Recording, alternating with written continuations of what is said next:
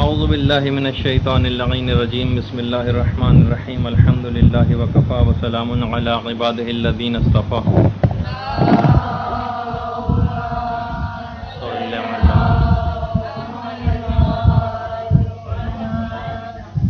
تفصیلات موت کے سلسلے کا درس نمبر 32.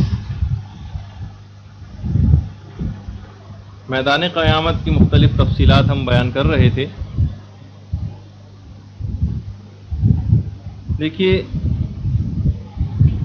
قرآن کی بہت ساری آیات اس متعلق ہیں. سورہ نجم کی وہ آیت بھی ہے آزفۃ العازفہ، قیامت قریب آ گئی. یعنی قرآن کی آیات ہیں کہ قیامت بہت قریب ہے. اور سورہ انبیاء میں تو یہاں تک ہے کہ اقترب للناس حسابہم وہم فی غفلۃ معرضون، لوگوں کے پاس حساب کا وقت آن پہنچا ہے اور وہ غفلت میں منہ موڑے ہی چلے جا رہے ہیں. قرآن کی آیت ہے کہ حساب کا وقت آن پہنچا ہے گویا، اور لوگ بالکل قیامت کی طرف ملتفت نہیں ہیں، مائل نہیں ہیں، اور گویا اس سے بالکل منہ ہی موڑے چلے جا رہے ہیں. دیکھیے ایک دفعہ حکایات میں ملتا ہے کہ ایک نیک شخص نے اپنے بیٹے سے کہا کہ بیٹا کہ تم دن بھر میں جو بھی کام کرو گے، جو بھی دن بھر میں کام کرو گے، تم مجھے شام کو پوری رپورٹ دو گے کہ آج تم نے پورے دن میں کیا کیا کام کیا. بچے نے وعدہ کر لیا، نوجوان نے. اب جب آیا پہلے دن اور باپ نے کہا کہ صبح سے لے کر شام تک کی تمام مصروفیات بتاؤ، تو بچے نے بیان کرنی شروع کی، اور پھر یہاں تک کہ بیان کرتے کرتے ایک مقام پر اس کی زبان لڑکھڑانے لگی. کہا کہ بابا کچھ کام ایسے ہیں کہ جن سے مجھ میں بڑی شرمندگی محسوس ہو رہی ہے، آپ کے سامنے بیان کرتے ہوئے آپ مجھ سے اس وعدے کو واپس لے لیں، میں بیان نہیں کر سکتا. باپ نے کہا بیٹا بس میں یہی چیز تم کو سمجھانا چاہتا تھا کہ مجھ جیسا ضعیف اور عاجز شخص اس کے سامنے تمہیں اپنی باتیں بیان کرتے ہوئے شرمندگی محسوس ہو رہی ہے، تو تم اس بات کا اندازہ لگاؤ کل اس وقت کتنی زیادہ شرمندگی محسوس ہوگی جب پوری کائنات کے پروردگار کے سامنے تم حساب و کتاب کے لیے پہنچو گے. اور اس کے بعد بیٹے نے جب یہ بات سنی تو بہرحال وہ تائب ہو گیا. تو اس طرح سے ہمیں اپنے دماغوں کے اندر قیامت کے متعلق ان تمام امور کو بٹھانا ہے، تب کچھ جا کے فائدہ ہم کو حاصل ہو سکے گا. اور قیامت کے ذکر سے یہ جو اتنے تفصیل کے ساتھ ہم چیزیں بیان کر رہے ہیں آپ کے سامنے، اس کا پھر جب جا کر کچھ اثر ہو سکے گا. ایک دفعہ ایک بیٹی نے جو کہ عالم دین کی بیٹی تھی کہا کہ بابا یہ راتوں کو آپ کو کیا ہو جاتا ہے؟ میں دیکھتی ہوں کہ اکثر آپ ہڑبڑا کر نیند سے بیدار ہو جاتے ہیں. باپ نے کہا ان عالم دین نے کہ بیٹی تمہارے باپ کو اس بات کا خدشہ ہے کہ وہ سو رہا ہو اور عذاب خدا یا قیامت اسی وقت آ جائے، اس خوف سے میری آنکھ کھل جاتی. اور پھر اس کے بعد سورہ اعراف کی 97 جو آیت ہے وہ تلاوت کی کہ افامن اہل القری ان یاتیہم باسنا بیاتن وہم نائمون، جو کہ قرآن کی آیت ہے کہ کیا ان بستیوں میں رہنے والے اس بات سے بے خوف ہو گئے ہیں کہ ہمارا عذاب ان پر راتوں رات آ جائے، اور وہ بے خبر غفلت میں پڑے سوتے رہیں. کہہ رہے ہیں مجھے قرآن کی یہ آیات جو ہے مجھے سونے نہیں دیتی رات کو، اور میں ہڑبڑا کر بیدار ہو جاتا ہوں. ایک دفعہ حضرت عیسیٰ کے جو حواری تھے انہوں نے حضرت عیسیٰ سے ایک فرمائش کی کہ ہمیں طوفان نوح کے متعلق جاننے کا بڑا شوق ہے. آپ مردوں کو زندہ کرتے ہیں، آپ ایسا کریں کہ حضرت نوح کی قوم کے کسی فرد کو زندہ کریں جو اس موقع پر موجود ہو، طوفان نوح کے موقع پر، اور ہم اس سے گفتگو کر کے وہاں کے حالات پوچھیں. حضرت عیسیٰ نے حضرت نوح کے زمانے کے ایک ان کی اولاد میں سے ایک تھے کعب حام بن نوح، نوجوان تھے، اور طوفان نوح کے بعد پھر انہوں نے خود طوفان نوح کو اپنی آنکھوں سے دیکھا تھا. جوان تھے اور جوانی کی حالت میں انتقال کر گئے تھے. ان کو زندہ کیا حضرت عیسیٰ نے، لیکن دیکھا کہ اس انداز سے اپنی قبر سے باہر آئے جس طرح سے ایک انتہائی بزرگ اور کوئی بوڑھا شخص انتہائی خستہ حال، جس کی سر اور داڑھی کے بھی بال سارے سفید تھے. کعب نے کہا کہ اے عیسیٰ،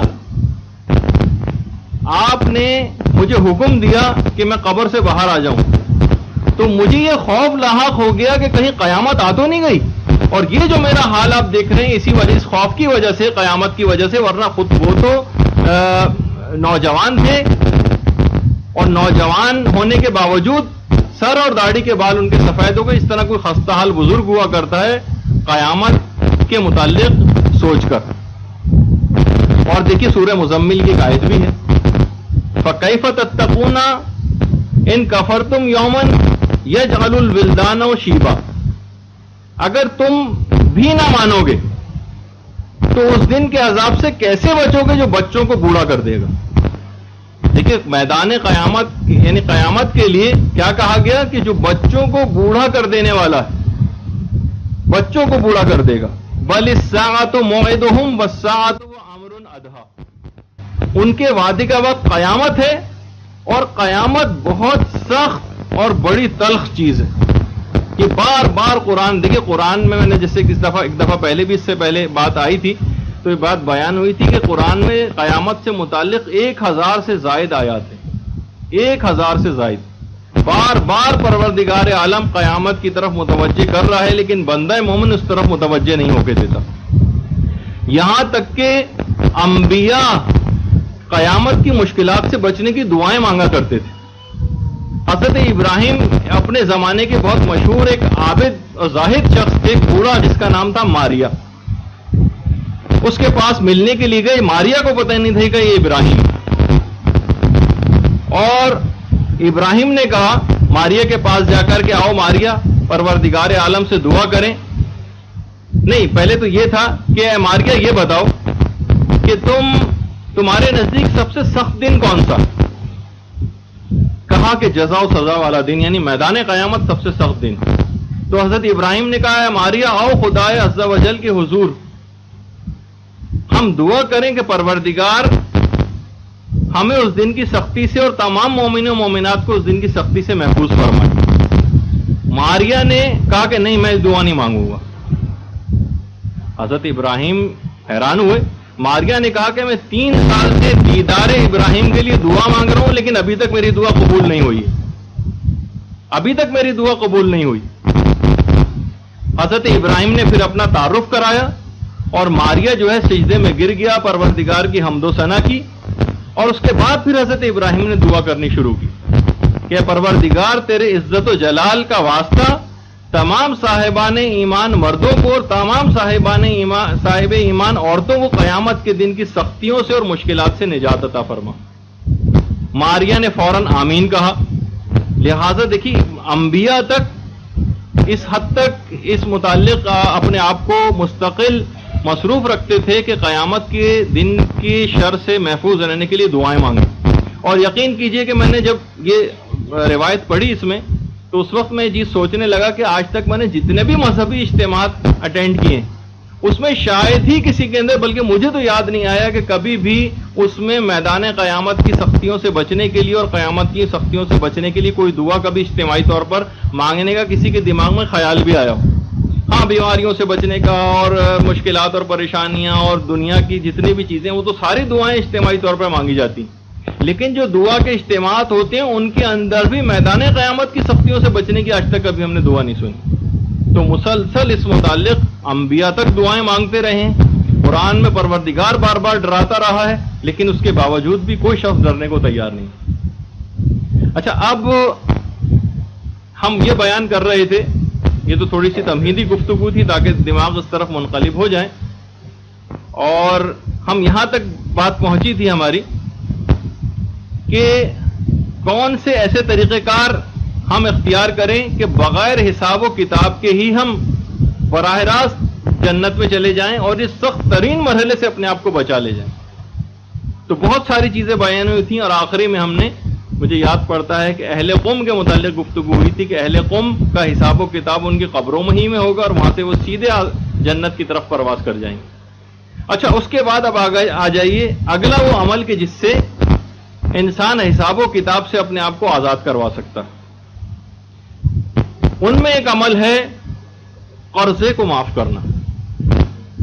دیکھیے باقاعدہ حکایت میں ملتا ہے کہ ایک شخص مومن تھا اور ایک مومنی کا مقروض تھا، 20,000 درہم کا مقروض تھا، اور روزانہ قرض خواہ آتا تھا اور آ کر تقاضا کرتا تھا، مومن دے نہیں پاتا تھا۔ جب اس نے بہت زیادہ مجبور کر لیا، بہت زیادہ مجبور کیا کہ تمہیں ہر صورت میں دینے پڑیں گے۔ دیکھیے آج کل اس طرح سے لوگ قرضے واپس لیتے ہیں کہ میں خود ایک ایسے مومن سے واقف ہوں کہ جس کو دوسرے مومن نے باقاعدہ، جو قرض خواہ تھا، اس نے مقروض کو اغوا کیا، اور اغوا کرنے کے بعد سمجھے گن پوائنٹ پر اس کے رشتہ داروں سے جو ہے وہ پیسے اپنے واپس نکلوائے۔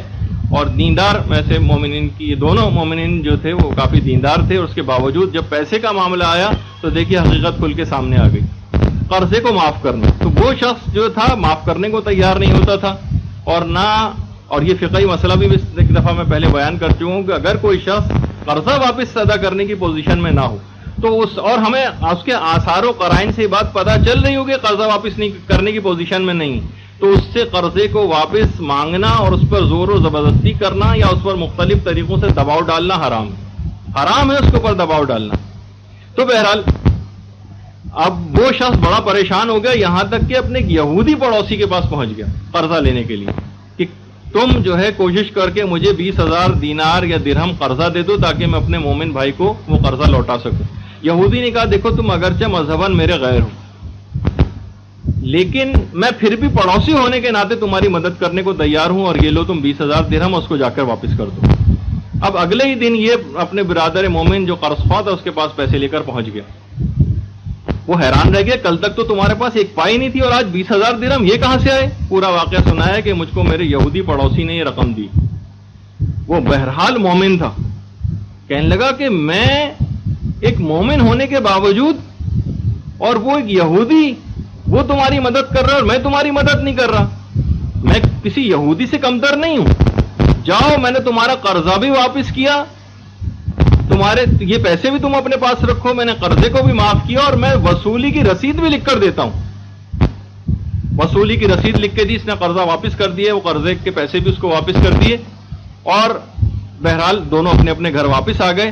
رات کو اس قرض خواہ نے خواب میں دیکھا کہ میدان قیامت واقع ہو گئی، میدان قیامت میں وہ شخص پہنچ گیا، قیامت واقع ہو گئی، اور اس کا نامہ اعمال قرض خواہ کا اس کے داہنے ہاتھ میں دیا گیا، اور آواز آتی ہے کہ بلا حساب جنت میں داخل ہو جاؤ، تم نے قرضے کو معاف بھی کیا اور وصولی کی رسید دے دی، تم اتنے کریم ہو تو ہم تم سے کہیں بڑھ کر کریم ہے، تم سے کوئی حساب کتاب اور سوال و جواب نہ کیا جائے گا، اور تم کو جنت میں بغیر کسی حساب کتاب کے داخل کیا جائے گا۔ وہ اللہم صلی علی محمد وعلی محمد۔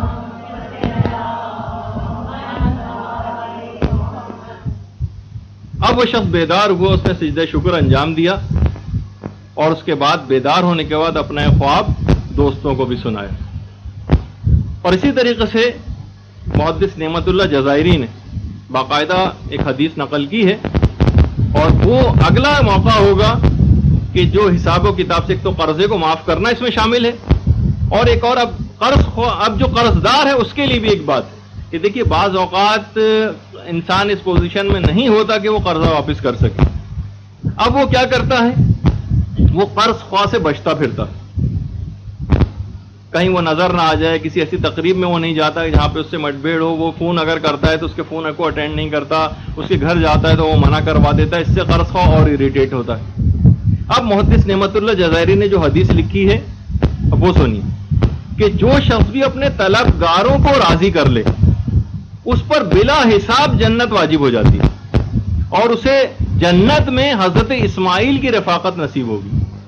جو اپنے طلبگاروں کو راضی کر لے، اب دیکھیے کسی بھی طریقے سے انسان اگر واپسی ادا کرنے کی پوزیشن میں نہیں، وہ اپنی کچھ خدمات ایسے دے دے کہ ٹھیک ہے میں آپ کے آفس میں آ کے فلاں کام کرنے کو تیار ہوں، اتنے دن یہ سمجھیں اس میں کاؤنٹ ہو جائے گا، میں آپ کو تھوڑے تھوڑے کر کے پیسے لوٹا دیتا ہوں، فلاں چیز آپ کو دے دیتا ہوں، کوئی اور اس کا ایسا کام کرے کہ وہ دل سے راضی ہونے لگے جو قرض خواہ ہے، بجائے اس کے کہ اس کو اس سے بچتا پھرے اور اس کو اور زیادہ اریٹیٹ کرے، اس کو اپنے طلبگاروں کو راضی کرنے کی فکر کرنی چاہیے۔ اگر کسی شخص نے اپنے طلبگاروں کو راضی کر لیا تو محدث نعمت اللہ جزائری نے جو روایت لکھی ہے اس کے مطابق ایسا شخص بلا حساب جنت میں داخل کیا جائے گا، اور جنت میں اس کو حضرت اسماعیل علیہ السلام کی رفاقت نصیب ہوگی۔ تو یہ خود ایسی چیز ہے کہ اس پر عام طور پر صرف نظر لوگ کر جاتے ہیں اور ان کو سمجھ میں نہیں آتا کہ اس سے کیا حل اس کا نکالا جائے، تو وہ اسی میں اپنی عافیت ڈھونڈتے ہیں کہ ہم اپنے قرض خواہ سے بچتے پھریں۔ اچھا اب دیکھیے، ابھی اس سے پہلے جو ہماری گفتگو ہوئی تھی اس میں بھی ہم نے ایک بات کہی تھی کہ بلا حساب ان کے اوپر بھی جنت ہو جائے گی، ان کا کوئی حساب کتاب نہیں ہوگا، جو اس دنیا میں اپنا محاسبہ خود کر کے جائیں گے۔ دیکھیے علماء نے اس سلسلے میں ایک بات کہی ہے اور کہا ہے کہ کیا یہ ہمارا نفس جو ہے یہ اتنی آسانی سے محاسبے کے اوپر تیار ہو سکتا ہے؟ بھائی ہم تو خود واقف ہیں نا اپنے نفس سے کہ کتنا شیطانی نفس ہے، کیا یہ اتنا آسانی سے اپنے محاسبے پر تیار ہو جائے گا؟ تو اب دیکھیے اس میں خود مولا کائنات علی ابن ابی طالب علیہ الصلوۃ والسلام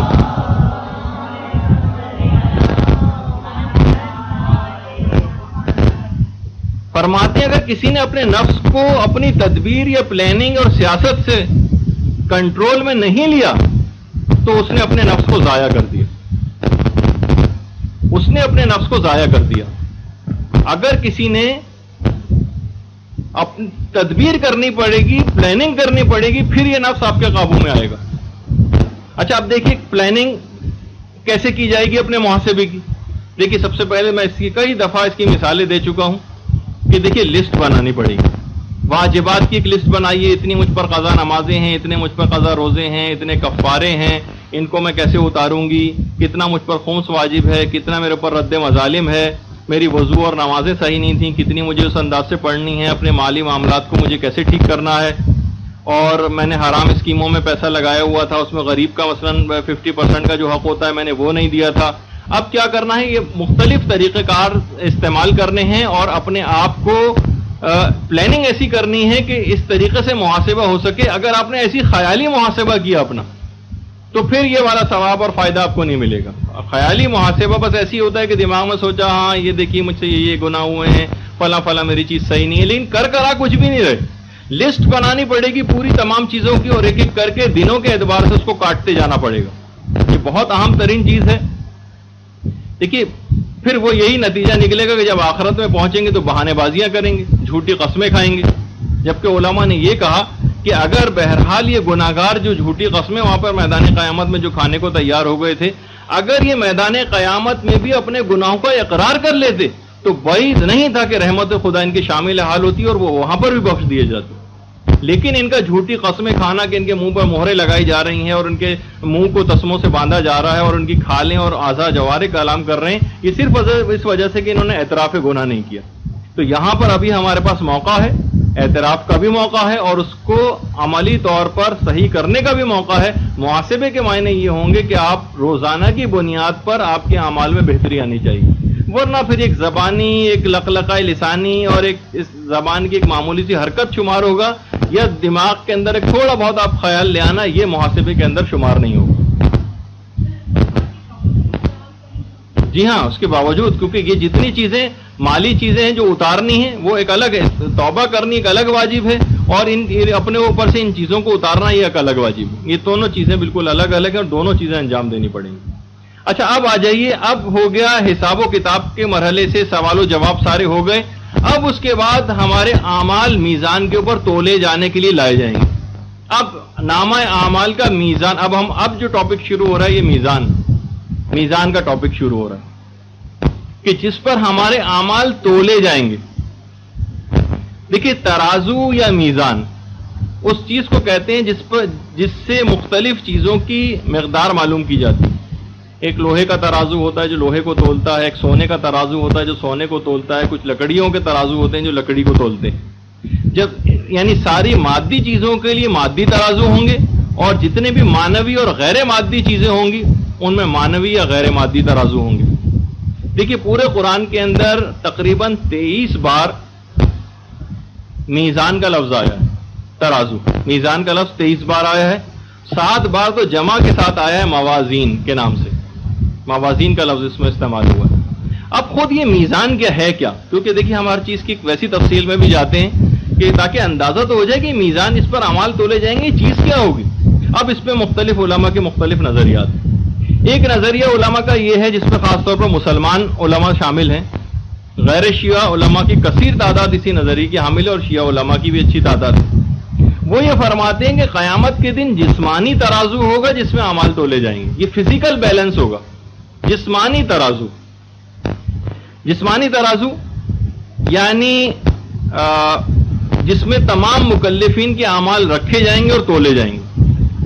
اور تفسیر روح البیان میں اس کی 5ویں جلد میں سورہ انبیاء کی 48ویں آیت کی جو تفسیر بیان ہوئی ہے، تفسیر روح البیان میں، اس میں باقاعدہ حضرت داؤد کی ایک دعا نقل کی گئی. جو پہلے نظریے کے حامل افراد ہیں کہ فزیکل بیلنس ہوگا، باقاعدہ ایسے پلڑے ہوں گے جس میں اعمال رکھے جائیں گے. اس میں حضرت داؤد نے ایک دفعہ پروردگار عالم سے دعا کی تھی کہ پروردگار میں میزان کو دیکھنا چاہتا ہوں کہ یہ ترازو ہوں گے کیسے جس میں اعمال تولے جائیں گے. تو فرمائش کی تھی حضرت داؤد نے. پروردگار نے ان کی دعا قبول کر لی اور وہ ترازو کے پلڑے اتنے بڑے بڑے پلڑے تھے کہ لمبائی اور چوڑائی ان کی مشرق و مغرب کے برابر تھی. اتنا فاصلہ تھا. اتنے بڑے بڑے پلڑے دیکھ کر داؤد بے ہوش ہو کر گر پڑے اور جب ہوش میں آئے تو پروردگار سے کہنے لگے پروردگار اتنے بڑے بڑے پلڑے، کون وہ شخص ہوگا جو اپنی نیکیوں سے ان پلڑوں کو بھرنے کی طاقت رکھتا ہے. داؤد حیران اور پریشان ہو گئے، غش کھا کر گر پڑے. اتنے بڑے بڑے مشرق و مغرب اور آسمان و زمین کے برابر وہ پلڑے، یعنی پروردگار نے ان کو ان کی آنکھوں سے دکھائے. تو پروردگار کی طرف سے جواب آیا، یا داؤد انی رضیت عن عبدی ملاتھا بتمرۃ. اے داؤد میں اپنے جس بندے سے بھی راضی ہو جاتا ہوں اس پلڑے کو میں صرف کھجور کے ایک دانے سے پر کر دیتا ہوں. اب اس سے اندازہ لگائیں کہ تو ایک علماء نے کہا کہ ایک نظریہ یہ ہے کہ یہ جو پلڑا ہوگا یہ فزیکل بیلنس ہوگا، یعنی بالکل آنکھوں سے آپ کو نظر آئے گا. یہ بڑے بڑے پلڑے جس کے اندر نامہ اعمال اور ہمارا جو بھی اعمال ہیں رکھ کر تولے جائیں گے. ایک نظریہ تو یہ. دوسرا نظریہ علماء کا یہ ہے کہ نہیں، یہ ایسا فزیکل بیلنس تو نہیں ہوگا، بلکہ اس سے مراد ہے عدل الہی، یعنی اعمال اپنی خاصیتوں کے اعتبار سے جزا و سزا پائیں گے. یہی عدل الہی ہے اور اسی کو میزان کہا گیا. یعنی خود پروردگار کا عدل یہی میزان ہے کہ نیک لوگ اپنے اعمال کی جزا پائیں اور برے لوگ اپنے اعمال کی سزا پائیں، اور یہی میزان. یہ دوسرا نظریہ علماء کا. تیسرا نظریہ یہ ہے کہ یہاں پر میزان سے مراد انبیاء اور ائمہ علیہم السلام، اور باقاعدہ مولا کائنات کی جو زیارت ہے مفاتیح الجنان میں، اس میں یہی جملہ ہے کہ السلام علیکہ یا میزان الاعمال، اے اعمال کے ترازو آپ پر ہمارا سلام. تو اس سے بھی معلوم یہ چلا. اور چھٹے امام کی تو یہاں تک روایت ہے بہار الانوار کی 7ویں جلد میں، جس میں چھٹے امام سے پوچھا گیا کہ مولا میزان سے کیا مراد ہے، تو امام نے فرمایا کہ ان امیر المؤمنین والائمۃ من ذریتہ هم الموازین. بے شک مولا علی اور ان کی اولاد میں جو ائمہ معصومین علیہم السلام ہیں وہی میزان ہے. یعنی اصل میں میزان سے مراد، تیسرا نظریہ یہ ہے کہ میزان سے مراد ائمہ معصومین علیہم السلام اور جناب رسول خدا اس سے مراد ہے.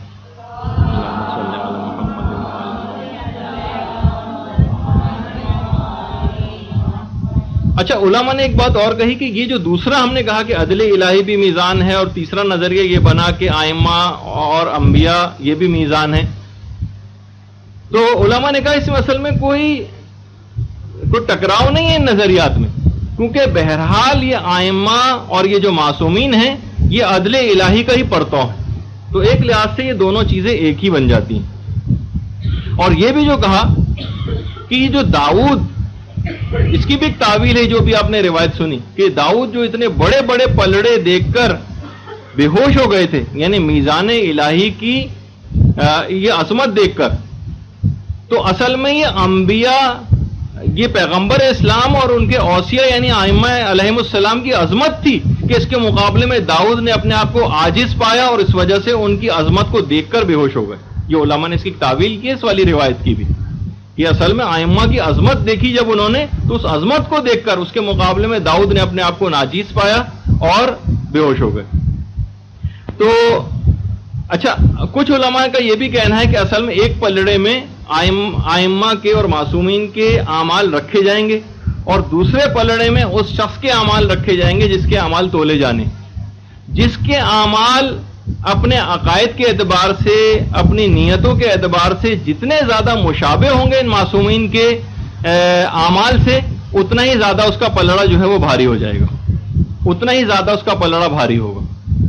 تو یہ بڑی ایک اہم بات جو ہے علماء نے بیان کی ہے کہ بہرحال ایک نظریہ یہ بھی ہے کہ ائمہ معصومین کے میزان کو قرار اس وجہ سے ان کو دیا گیا ہے کہ ایک پلڑے میں ان کے اعمال رکھے جائیں گے اور دوسرے پلڑے میں جس کے اعمال تولے جا رہے ہیں اس کے رکھے جائیں گے، پھر سملیرٹیز جتنی ہوں گی اس کے مطابق اس کا وزن کیا جائے گا۔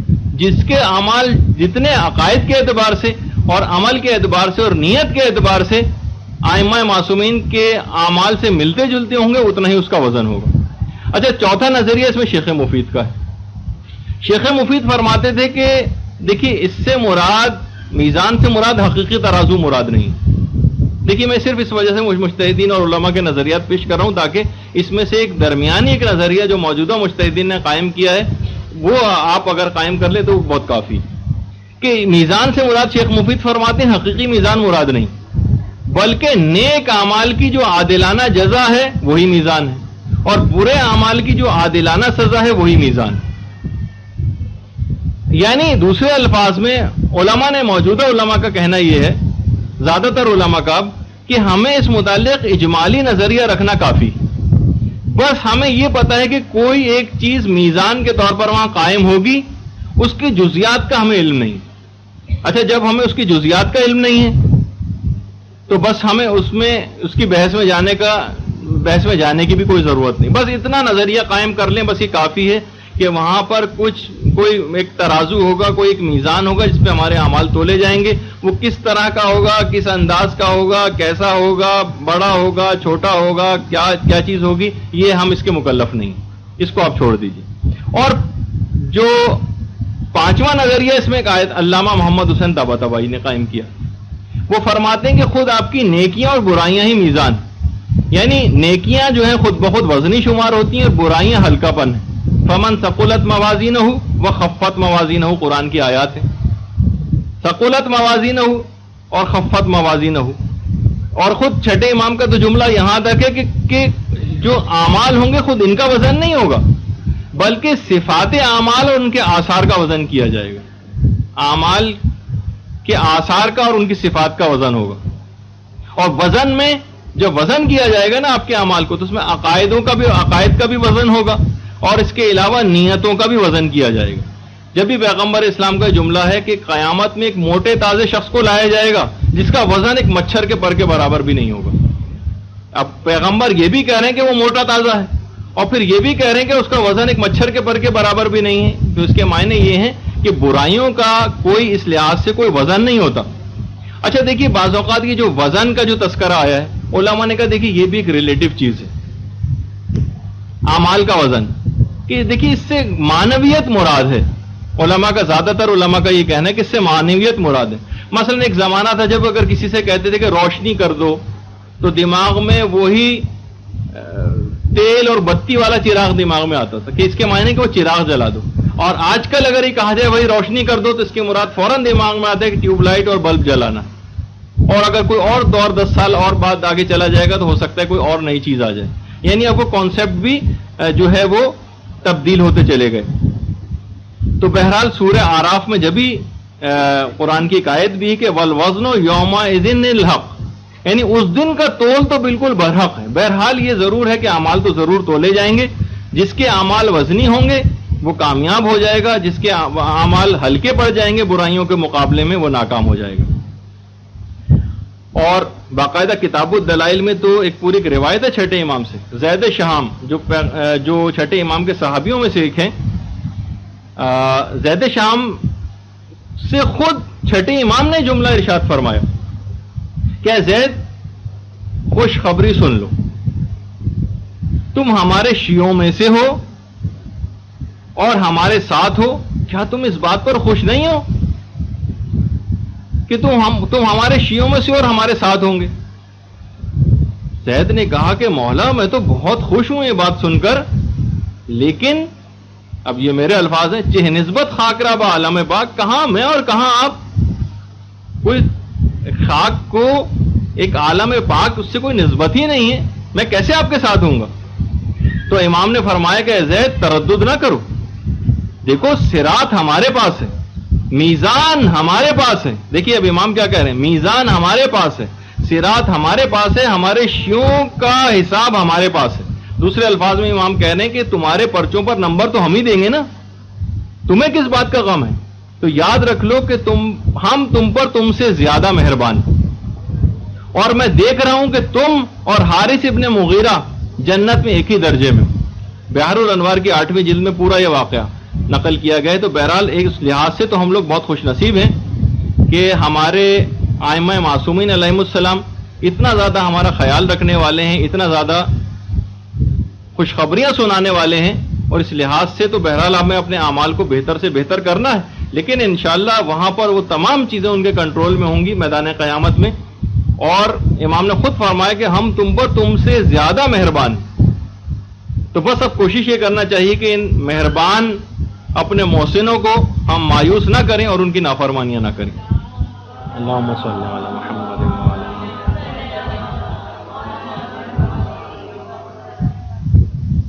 اچھا اب دیکھیے ایک سوال یہاں پر پیدا ہوتا ہے کہ پروردگار کو تو ہر چیز کا علم ہے، اس کو تو سب کچھ پتا ہے نا، پھر یہ آخر یہ اعمال کو تولے جانا کیوں ضروری، اس کی کیا وجہ؟ تو دیکھیے اس کے بھی علماء نے مختلف جواب دیے کہ دیکھیے یہ جو اعمال کا تولے جانا ہے یہ لوگوں کے اعتبار سے مختلف.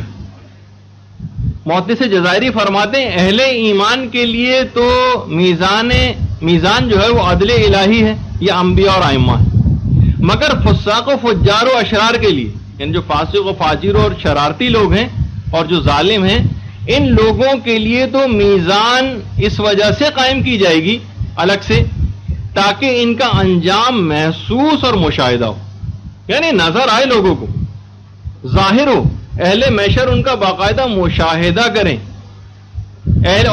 جو لوگ ہوں ان کو یقین ہو جائے کہ یہ جو ان کو اب سزا دی جا رہی ہے ان کے اعمال ہی کا شاخسانہ ہے، اور یہ خدا کو مورد الزام قرار نہ دے.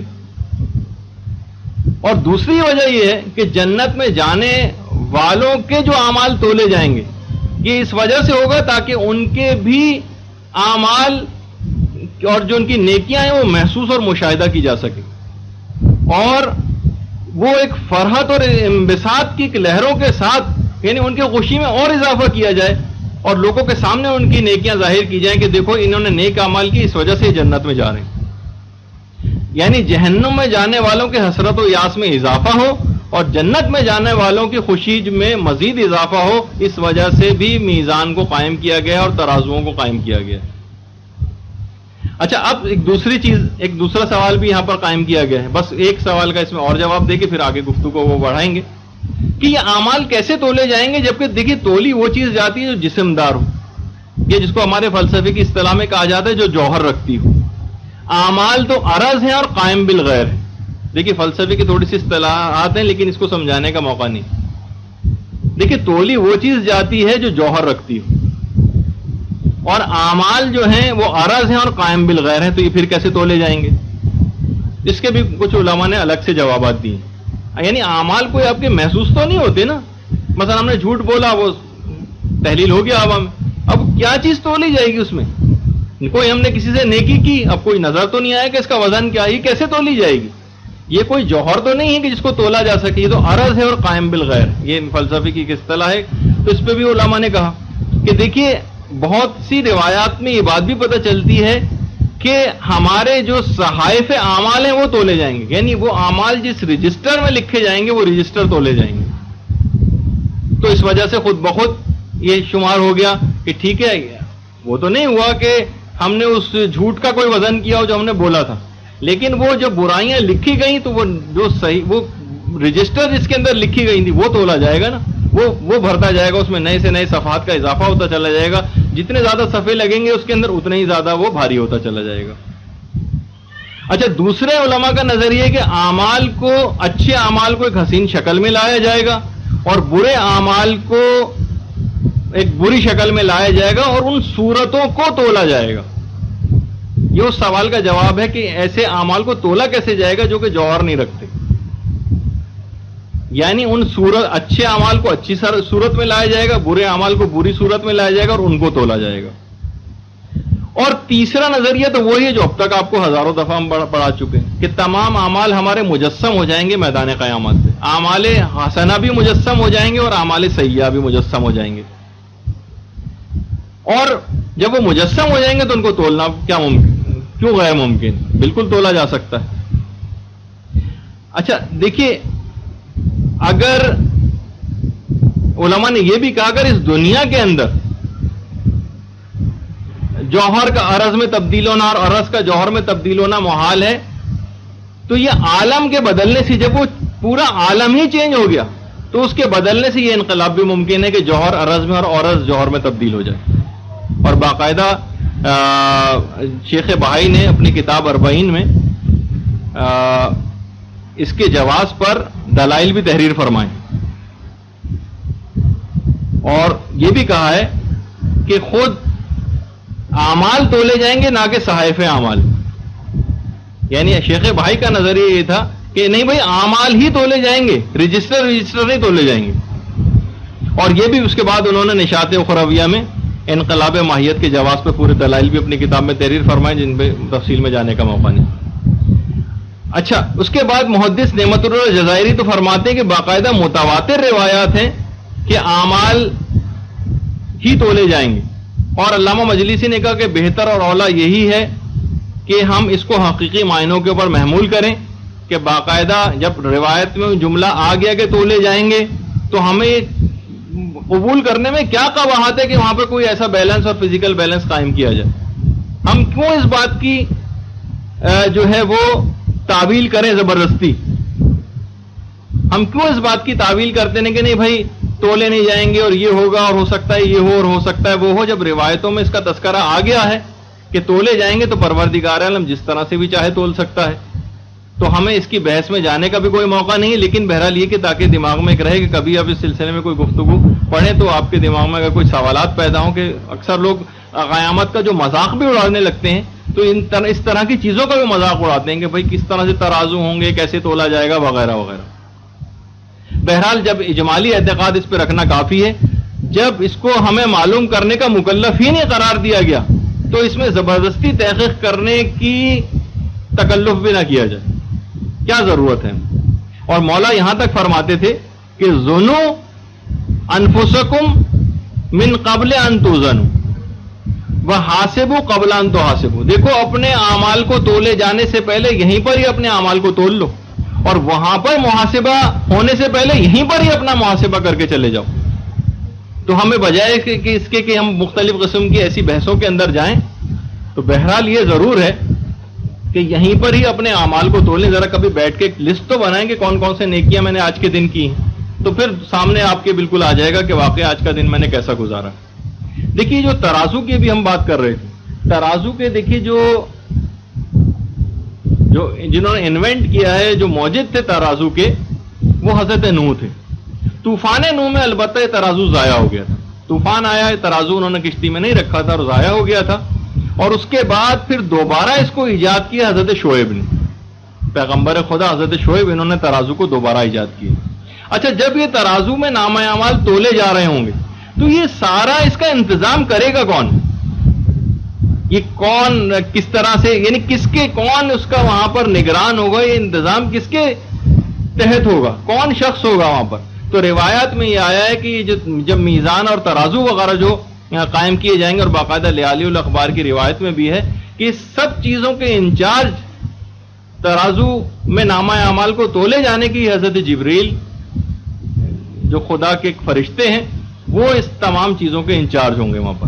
وہاں پر باقاعدہ ایک اعلان کیا جائے گا ترازو میں جب اعمال تولے جائیں گے.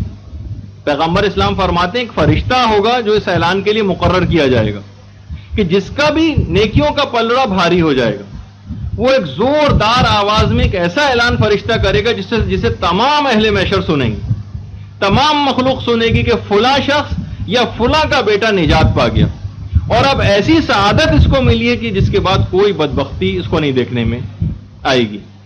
اور اگر اس کا پلڑا ہلکا نکلا تو فرشتہ اس کی بدبختی کا اعلان کرے گا کہ ساری مخلوق اس کو سنے گی. البتہ پیغمبر اسلام فرماتے ہیں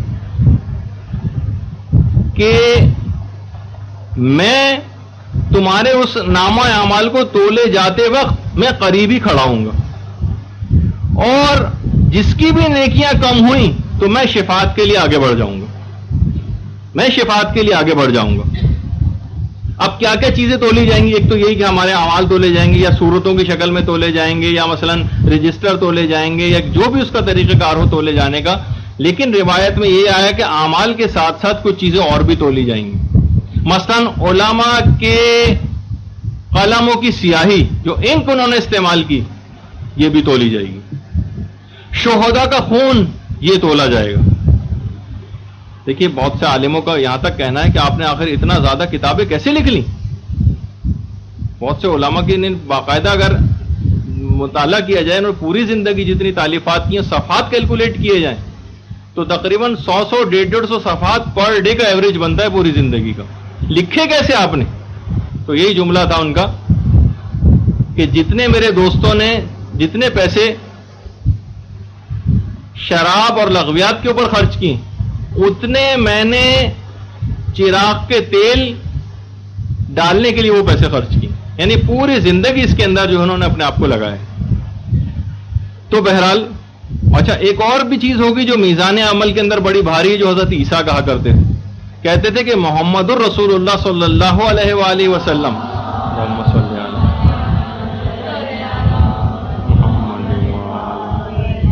ان کے اعمال کا جو وزن ہوگا وہ دیگر تمام امتوں کے اعمال سے زیادہ وزنی ہوگا۔ وجہ اس کی یہ ہوگی، حضرت عیسیٰ فرماتے ہیں کہ امت محمدیہ کی زبانیں کلمہ لا الہ الا اللہ سے زیادہ مانوس ہوں گی، زیادہ مانوس ہوں گی۔ اچھا باقاعدہ جس وقت اعمال تولے جا رہے ہوں گے آدمی اتنا زیادہ پریشان ہوگا، اس وقت اتنا پریشان ہوگا کہ وہ ایک ایک نیکی جو اس ترازو کے اندر ڈالی جانے والی ہوگی اس کے لیے لوگوں سے درخواستیں کرتا پھرے گا، اپنے احسانات گنوائے گا۔ باپ اپنی اولاد کے پاس آ کر کے دیکھو ایک نیکی مجھے دے دو، یاد کرو میں نے تمہارے لیے زندگی بھر کیا کیا دنیا میں کیا، صرف ایک نیکی دے دو، شاید اس نیکی سے میرا کام چل جائے۔ اولاد معذرت کرے گی، ان کو خود نیکیوں کی ضرورت ہوگی۔ شوہر بیوی کے پاس آئے گا، بیوی شوہر کے پاس آئے گی، اپنی خدمات گنوائی جائیں گی، اپنے زندگی بھر کی جتنی خدمتیں انجام دیں وہ ساری گنوائیں گی، لیکن کوئی کسی کی بات سننے کو تیار نہ ہوگا۔ یوم لا تجزی والد عن ولدہ، لوگوں اس دن سے ڈرو جس دن باپ اپنے بیٹے کا کوئی مطالبہ پورا نہیں کر سکے گا، اور نہ بیٹا باپ کا کوئی مطالبہ پورا کر سکے گا۔ اور آیت میں آگے چل کے کہا ہے کہ ایک شیطان کہیں تم کو دھوکے میں نہ ڈالے اور تم کہیں اس کے بہکائے میں آ کر اس آخرت کے دن کو فراموش کر جاؤ۔ شاید کہ حضرت لقمان نے جو اپنے بیٹے کو نصیحتیں کی ہیں قرآن میں، شاید اس ضمن میں یہ سب آیات آئیں۔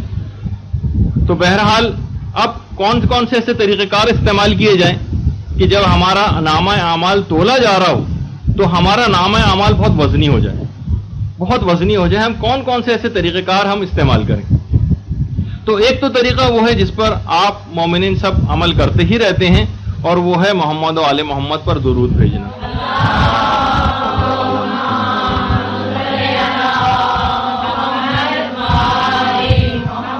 پیغمبر فرماتے ہیں کہ جب قیامت میں اعمال کا وزن کیا جا رہا ہوگا تو میں قریب ہی کھڑا ہوں گا، اور جیسے ہی کسی کے اعمال کا وزن ہلکا ہوا میں فوراً وہ تمام درود لے آؤں گا جو اس نے اپنی زندگی میں مجھ پر پڑے تھے، اور اس کے پلڑے میں وہ ڈال دیے جائیں گے، اور پھر اس کا نامہ اعمال وزنی اور بھاری ہو جائے گا اور وہ نجات پا جائے گا۔ تو بہرحال یہ سب چیزیں ایسی ہیں کہ جو نامہ اعمال کو بہت بھاری کر دینے والی ہیں۔ اسی طریقے سے یہ جو کلمہ جو ہم پڑھتے ہیں اور شہادتین لا الہ الا اللہ محمد الرسول اللہ علیہ ولی اللہ، یعنی کہا جاتا ہے کہ کوئی بھی عمل میزان اعمال پر اس کلمے سے زیادہ بھاری نہیں،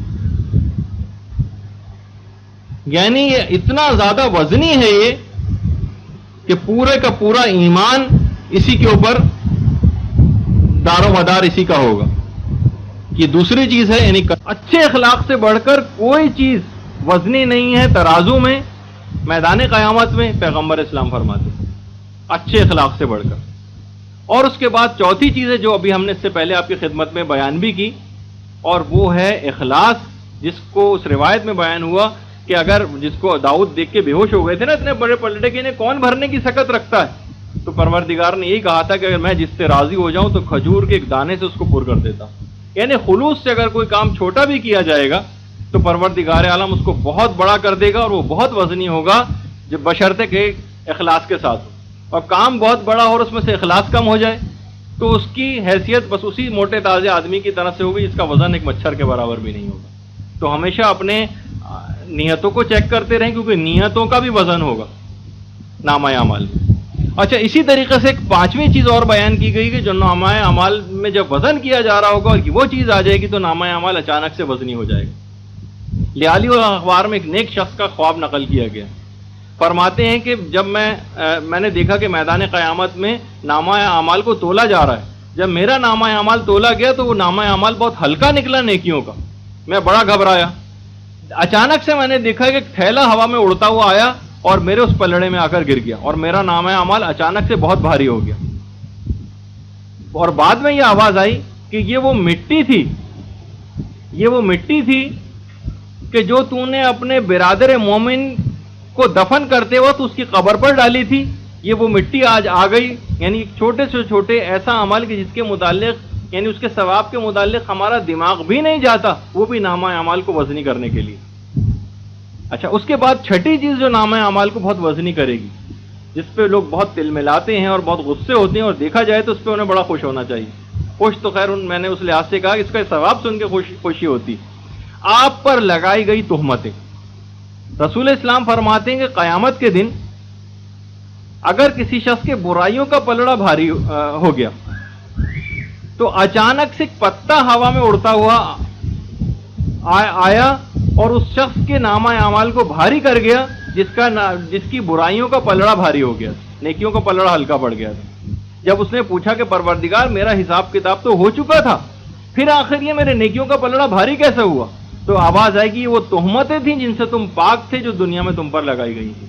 وہ تمام تہمتیں آج آئیں گی اور آپ کے اس پلڑے کو جو ہے وہ نیکیوں کے پلڑے کو بھاری کر دیں گی. اسی طریقے سے ساتویں چیز جو ہے جو نامہ اعمال کے پلڑے کو بہت زیادہ بھاری کرے گی نیکیوں کے، وہ ہوگی محبت اہل بیت علیہم السلام.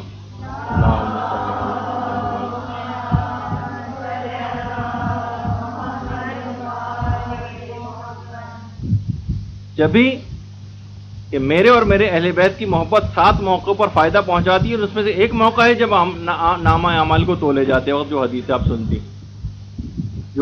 سنتی ہیں کہ نامہ اعمال کو تولے جاتے وقت وہ سب محبت اہل بیت بھی آ جائے گی. روایتوں میں ملتا ہے کہ مولا کائنات علی بن ابی طالب علیہ الصلوۃ والسلام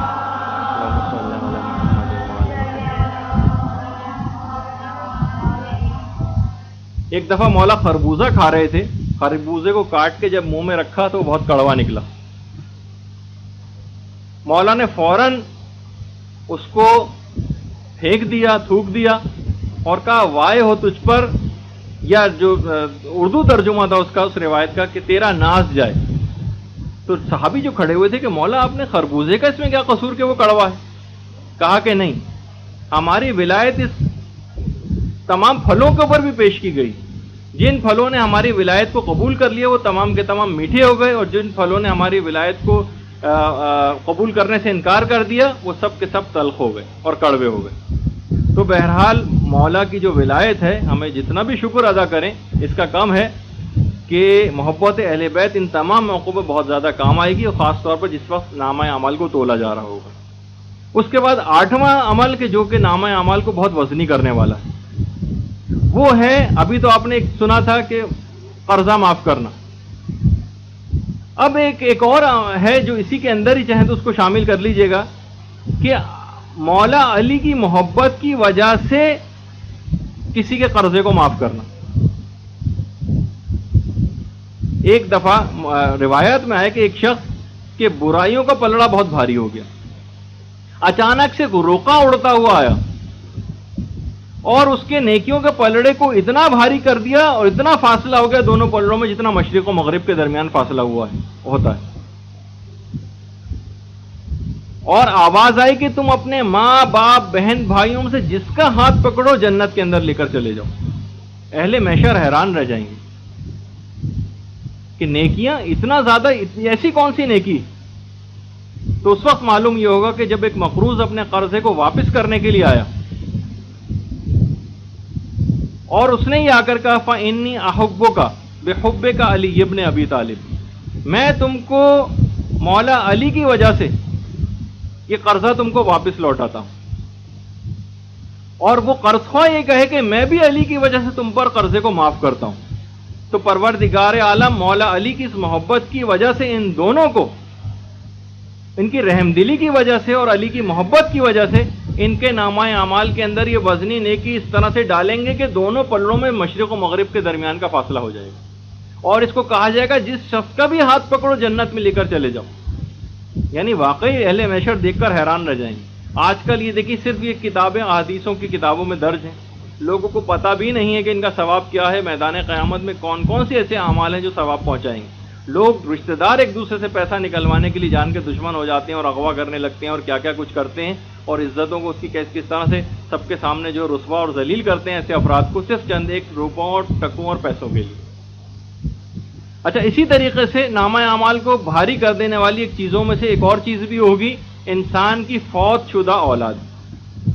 پیغمبر 7ویں جلد میں بہار الانوار کی جو روایت ہے اس میں فرماتے ہیں کہ میں نے کل غالباً شب معراج کی طرف اشارہ، میں نے ایک شخص کو دیکھا کہ جس کے برائیوں کا جو پلڑا تھا وہ بھاری ہو گیا تھا اور نیکیوں کا پلڑا ہلکا ہو گیا تھا۔ اچانک سے وہ بیٹے جو اس کی زندگی میں فوت ہو گئے تھے وہ سب کے سب آئے اور اس کا نیکیوں کا پلڑا بھاری ہو گیا۔ تو یہ جو انسان اس دنیا میں مصیبتیں برداشت کرتا ہے، اولاد جو ہے وہ انتقال کر جائے، اولاد مثلا خراب ہو جائے، نافرمان ہو جائے، ان سب کی نیکیوں کا ایک خاص ثواب ہوگا جو میدان قیامت میں پلڑے کو بھاری کرے گا۔ اور پیغمبر اسلام نے ایک اور طریقہ بھی بتایا جس سے نامہ اعمال بہت وزنی ہوتا ہے، اور حضرت ابو ذر غفاری کو بتایا، اے ابو ذر، 2 خصلتیں میں تم کو ایسی بتاتا ہوں کہ جو عمل میں تو بہت ہلکی ہیں، یعنی کچھ کرنا نہیں پڑتا اتنا زیادہ عمل، لیکن وزن میں بڑی بھاری۔ ان میں ایک تو ہے اچھی عادت اور دوسرا ہے چپ رہنا، زیادہ تر اوقات میں خاموشی اختیار کرنا، فضول اور بیہودہ اور لغو باتوں سے اپنے آپ کو بچانا، اچھی عادتیں کرنا۔ اچھا دیکھیے، اچھی عادتیں بہت ساری ہو سکتی ہیں۔ اچھی عادتوں میں مثلا ایک چیز آتی ہے کہ جناب اگر کسی کو یہ اچھی عادت ہو جائے صبح سویرے اٹھنے کی، بڑی اچھی عادت۔ اچھی عادت یہ ہو جائے کہ ہر نماز کو اول وقت میں پڑھنے کی، بڑی اچھی عادت۔ ہر کام جو صحیح ٹائم پہ اور وقت پہ ٹائم مینجمنٹ کے اعتبار سے کرنے کی، وہ بڑی اچھی ہے۔ میں چند ایک مثالیں دے رہا ہوں، اچھی عادتیں، یعنی کوئی انسان باقاعدہ دیکھے کہ مجھ میں عادتیں کون کون سی اچھی، وقت کو فضول میں ضائع نہیں کرتا، مثلا سونے جاگنے کی میرے ٹائمنگ صحیح ہے یا نہیں، پتہ چلا کہ پوری زندگی ہماری گڑبڑ ہوئی چلی جا رہی ہے اور ہم اس طرف پرواہ نہیں، کچھ عادتوں کی وجہ سے کچھ عادتیں ایسی خراب بنا لی ہیں، مثلا دیر سے سونے کی عادت، اب اس کے نتیجے میں نمازیں بھی قضا ہو جاتی ہیں، اس کے نتیجے میں بہت سارے گناہ ہو جاتے ہیں۔ کسی کو ٹی وی دیکھنے کی عادت ہو جاتی ہے مثلا، اب وہ دنوں رات بس بیٹھے چینل بدلے چلے جا رہے ہیں اور ٹی وی دیکھتے چلے جا رہے ہیں، گھنٹوں اس کے اوپر اپنے وقت کو ضائع کر رہے ہیں۔ اچھی عادت نہیں ہے، حرام چیزیں دیکھی جا رہی ہیں تو یقیناً حرام اور ہو جائے گا، لیکن فضول بھی میں بھی اپنے اس وقت کو اتنا زیادہ ٹی وی کے سامنے لگانا، معمولی سی سیر و تفریح اگر کرنی ہے اس کے اوپر اور اس میں بھی کوئی حرام چیز نہ ہو تو چلیں، ایک الگ بات، لیکن گھنٹوں کے گھنٹوں اس پہ لگا دینا، یہ ایک آ جائے گا کہ یہ بری عادت میں شمار ہوگا۔ اچھا، پھر اس کے بعد 2 کلمات ایسے ہیں کہ جو زبان پر تو بڑے ہلکے ہیں لیکن وزن میں بڑے بھاری ہیں۔ ان میں ایک ہے سبحان اللہ و بحمدہ سبحان اللہ العظیم، سبحان اللہ و بحمدہ ایک کلمہ اور سبحان اللہ العظیم یہ دوسرا کلمہ، یہ وزن میں بے انتہا بھاری ہیں۔ روایات میں یہ آیا جبکہ کہنے میں کچھ بھی محنت نہیں لگتی، انتہائی ہلکے۔ ایک تو چیز ہے، اور جو اعمال کو بھاری کرے گی وہ وہی ابھی جو آپ نے سنا کہ علماء کے قلموں کی سیاہی، یعنی جتنا بھی آپ یہاں بیٹھ کے جو نوٹس بھی اتار رہی ہیں، یہ جو آپ بہرحال اپنی انک میں خرچ کر رہی ہیں اور خدا اور رسول کی باتیں لکھ رہی ہیں، ان کی تعلیمات کو لکھ رہی ہیں، اس کو آگے بڑھا رہی ہیں، اس کو لوگوں تک پہنچا رہی ہیں، یہ سب کی سب چیزیں نامہ اعمال کو بے انتہا وزنی کرنے والی ہیں۔ اچھا، اسی طریقے سے جو اگلا عمل جو میری ترتیب کے اعتبار سے تو 13واں عمل ہوگا، یہ جو نامہ اعمال کو بہت وزنی کر دینے والی چیزوں میں ہے، اور وہ بتایا ہے ہمارے 5ویں امام محمد باقر علیہ الصلوۃ والسلام۔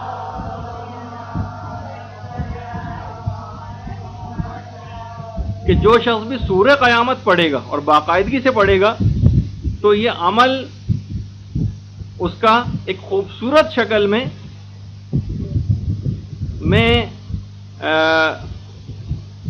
نکلے گا، میدان قیامت آئے گا، اور یہ شخص سورہ قیامت کو پڑھنے کی وجہ سے پیغمبر اسلام کے ساتھ مشہور ہوگا، اس کو خوشخبری دی جائے گی، اور یہ بہت ہنستے ہوئے صراط اور میزان سے گزر جائے گا. یعنی صراط اور میزان جیسی سخت جگہ کو انتہائی ہنستے ہوئے شخص پار کرے گا. اچھا، اب کچھ اعمال ایسے ہیں جو میزان کو ہلکا بھی کرتے ہیں. ان میں ایک ہے خدا اور رسول کی ہر نافرمانی میزان اعمال کو ہلکا کرتی ہے. ایسا نہیں کہ ہم سوچیں کہ بھائی چلو یہ تھوڑے بہت تو گناہ ہو ہی جاتے ہیں، شادی بیاہ کی تقریب ہے، اس میں تھوڑا میک اپ کر کے اگر چلے بھی گئے کسی تقریب میں تو کون سی ایسی بڑی بات ہے، لباس مہیج پہن کے کسی جگہ تقریب میں چلے بھی گئے تو کون سی ایسی بڑی بات ہے، ہو ہی جاتا ہے. جیسے کہ اکثر دیندار لڑکیوں کا طریقہ کار آج کل ہے کہ بعض اوقات بہت سی چیزوں کو بالکل صرف نظر کر کے آگے بڑھ گئے. ہر خدا اور رسول کی نافرمانی یہ نامہ اعمال کو ہلکا کرتی ہے. اور کفر و شرک تو بالکل ہی اعمال کو زیرو کر دیتے ہیں، ان کے لیے تو میزان بھی قائم نہیں کی جائے گی. اچھا، اس کے بعد دوسرا عمل ایسا ہے کہ جو نامہ اعمال کو بہت ہلکا کرے گا میزان پر. امام فرماتے ہیں پانچویں امام کہ جس کا ظاہر اس کے باطن سے بہتر ہو. یہ نفاق کی قسم ہے، جس کا ظاہر اس کے باطن سے بہتر ہو. ظاہر زیادہ اچھا ہے، باطن اتنا اچھا نہیں.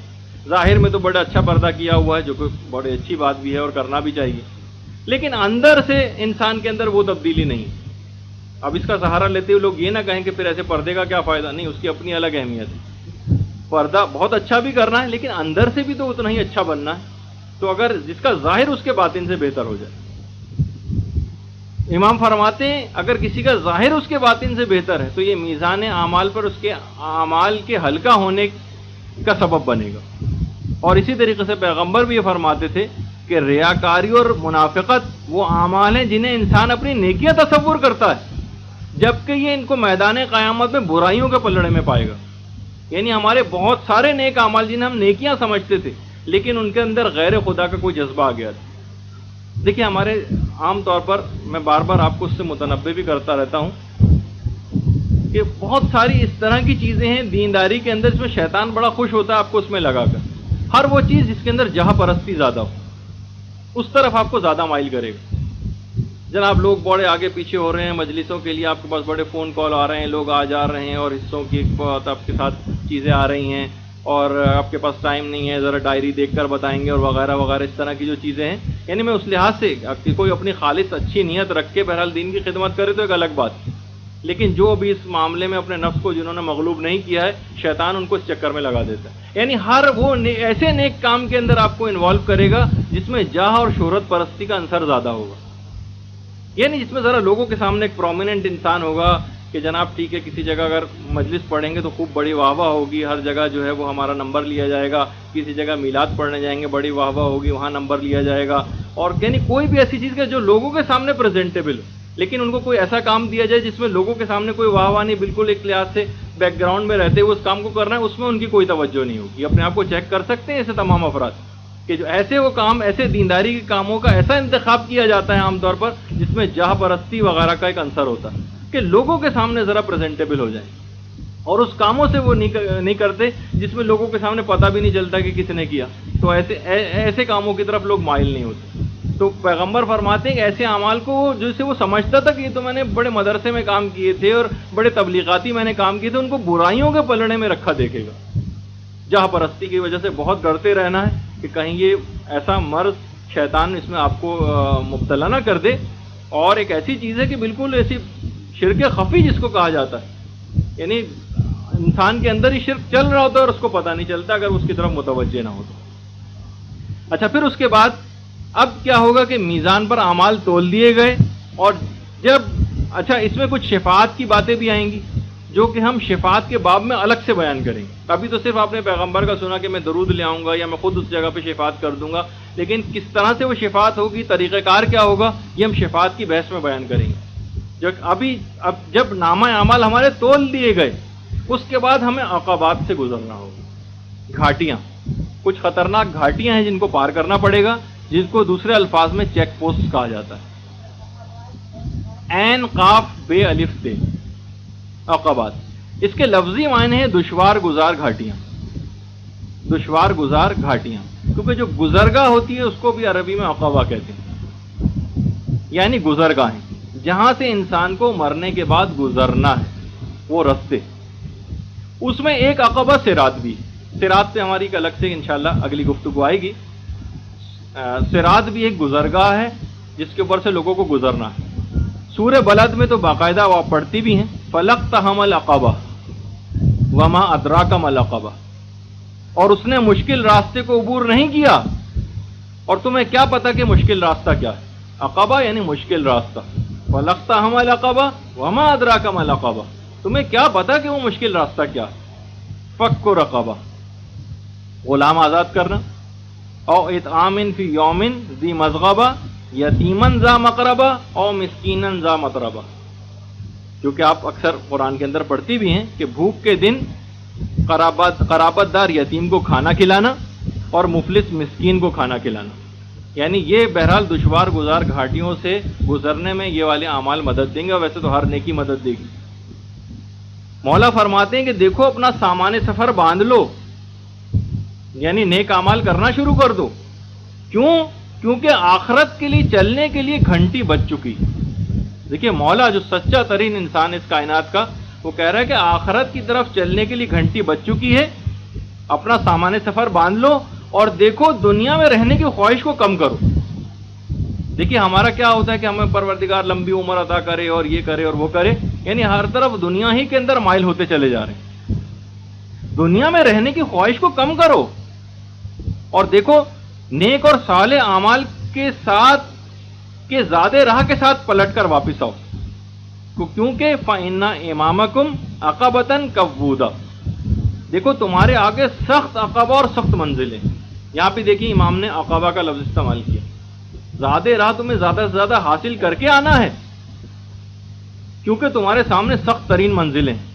اور جان لو، دیکھیے مولا کے جملے، جان لو کہ موت کی نگاہ تم پر ہے، گویا اس نے تم کو اپنے جال میں لے ہی لیا ہے. اتنے قریب ہیں ہم سب لوگ موت سے. دیکھو دنیا میں اپنی دلچسپی کو کم کرو اور کمر کو تقوی کے کمربند سے باندھ دو. یہ مولا کے جملے ہیں. یعنی عقبہ معنی ہے دشوار گزار گھاٹی. اچھا دیکھیے شیخ مفید نے اس کی تھوڑی سی تعویل بھی کی، کچھ نہ کچھ ہم اس طرح کی بات بھی بیان کر دیتے ہیں. کہتے ہیں کیونکہ دیکھیے حساب و کتاب بہت سے مراحل میں بہت سی جگہوں پر ذرا سختی کے ساتھ ہوگا، لہٰذا یہاں کنایے کے طور پر دشوار گزار گھاٹی سے اس کو تعبیر کیا گیا ہے، نہ کہ واقعی وہاں پر کوئی دشوار گزار گھاٹی یا پہاڑیاں ہوں گی. اچھا یہ شیخ مفید نے تو یہ کہا، لیکن اس تعویل کے اوپر علامہ مجلسی نے بڑی سخت تنقید کی ہے شیخ مفید سے، اور کہا کہ محض استبعاد عقلی کی وجہ سے ظواہر اخبار کی تعویل کرنا راہ رشد و ثواب سے بہت دور ہے. بڑا مشکل جملہ کہہ دیا انہوں نے. یعنی کہتے ہیں کہ یعنی فقط دماغی موج گافیاں کرنا، یعنی مثلا یہ کہنا کہ بھائی ہو سکتا ہے کہ ویسی وہاں پر پہاڑی نہ ہو، لیکن کیونکہ حساب سختی سے لیا جائے گا لہٰذا ایسا کہہ دیا گیا. انہوں نے کہا کہ یہ صرف یہ عقلی موج گافی تو ہے نا، صرف اس وجہ سے ظواہر اخبار کی تعویل کرنا، یعنی جو روایات کے اندر جو الفاظ استعمال ہوئے ہیں ان کو تو ہم چھوڑ دیں، ان کی کوئی اور تعویل کرنے لگے. کہہ رہے ہیں یہ راہ رشد و ثواب سے بہت دور ہے، یعنی اس میں جو صحیح بات سے ہی بات بہت دور ہو گئی.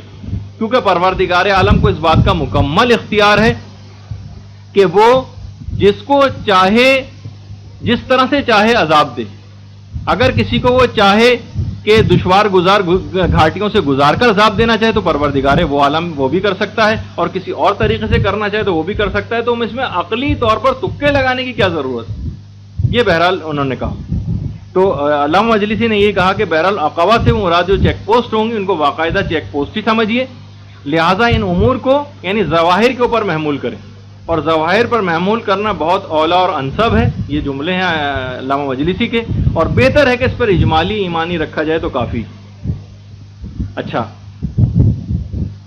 مولا فرماتے ہیں کہ لوگوں تمہارے سامنے دشوار گزار پہاڑی سلسلہ ہے، دشوار گزار پہاڑی راستہ ہے، بہت ہولناک منزلیں ہیں جہاں تمہیں گزرنا پڑے گا، جہاں تمہیں ٹھہرنا ضروری ہے، بس یا تو تم اللہ کی رحمت سے نجات پا جاؤ گے ورنہ ہلاکت میں پڑ جاؤ گے کہ جس کے بعد کوئی تلافی نہیں ہوگی. تو بہرحال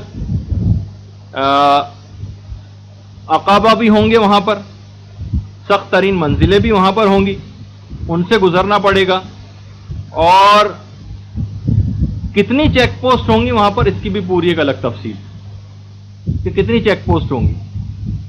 کچھ علماء نے کہا کہ عقبات سے مراد اعمال واجبہ, ان کے بارے میں ہر ایک عمل واجب کے بارے میں ٹھہرا ٹھہرا کر پوچھا جائے گا, وہی چیک پوسٹ ہوگی.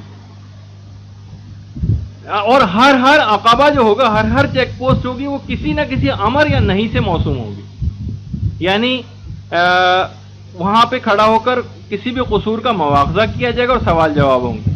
اگر عمل صالح ہوا تو اس عقبے سے نجات پا کر اگلے مرحلے میں اگلی چیک پوسٹ پہ چلا جائے گا. مثلا ایک چیک پوسٹ اگر نماز کی ہے تو اس سے خلاصی کر کے اب اگلی چیک پوسٹ پہ چلا جائے گا جو روزے کی, اس کے بعد اگلی چیک پوسٹ پہ جائے گا جو حج کی. اس طرح سے 50 عقبات سے اس کو گزرنا پڑے گا, 50 عقبات.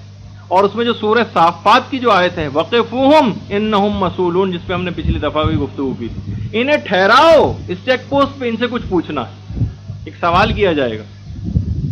اور وہی وہ جگہ ہوگی جو کہ سورہ فجر میں بھی ہے, انک صاد, کہ پروردگار یقیناً تمہارا گھات میں, اس خاص چیک پوسٹ پہ گھات میں ہوگا, ان کو ٹھہراؤ یہاں پر, ان سے کچھ پوچھنا. اور یہ بھی ہے کہ پروردگار کہتا ہے کہ میری عزت و جلال کی قسم اس مرصاد پر, آج کوئی ظالم مجھ سے بچ کے نہیں جا سکے گا.